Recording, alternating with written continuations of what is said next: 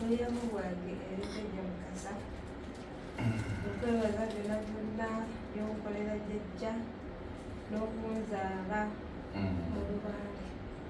Sirina kyenjulwa jjajja nkwebaza. Weewaawo mwana wange. Era nyongera okubikwasa nyongera okutema amakubo ndeete n'endala ezisingako ne wali. Okuzaala kujaagaana kambalage.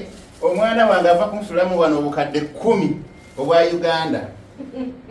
Omwana wange ono Helen asuddemu obukadde 10 obwa Uganda ku nzimbe ya mama Nakayima.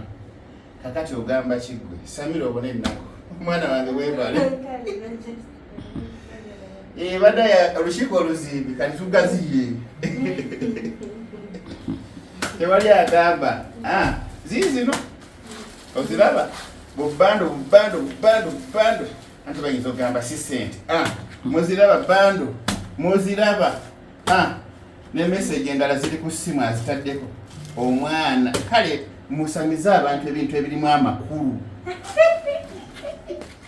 kati zino tazimpadde nti oba alina kyayagala mukolere tazimpadde nti oba nsasula bukozi simubanja wadde ekikumi eki oyo Helen emikolo gye yagisasula nga mukolo ku mukolo sirina kyemubanja naye zino avuze emmotoka ye najja mu lujja lwange wano n'akwata obukadde 10 bweddu n'ampa buno buli kamu 2 3 4 5 6 cash obukadde obuna abutadde ku ssimu yange bwe bukadde 10 ng'abumpadde n'angamba taata yongereza ku nzimbe ya mama Nakayima.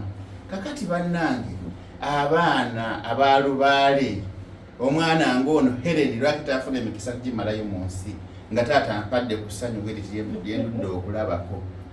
Kale baana bange mwenna omuli eyo Helen yankubye enkata era enzimbe ya Nakayima yabadde enkubya pressure naye kati talazo tumumaze katugenda kuba langi era zino kati ngenda kulirawo langi egenda kwaka bweti neyandawula naye yake bweti tuzimbe enzimbe 3 mulundi gumu nga tetwagala mubeere nga mujja enkuba ebakuba bikimamba bayatuwa enzimbe ndawula n'atuwa enzimbe mukimanyi bulungi emisamba girina ennyumba zaazo emiti eminene mwegisula naye enzimbe giba giwadde ffe mmwe bazzukulu musulemu enkuba ereme basumbuwa ku lusozi mujja nga muli bangi naye neebaza abaana bange abatandekeredde mwene ensonga naddala Helen maama weebale era nsaba emikisa gyonna egy'oku nsi kuno gyonna gikukulembere gikutuuleko nsaba emikisa gyonna bannange Mukama agikumpeere kubanga bwakugabirira nange mmanya nti ndi mugumu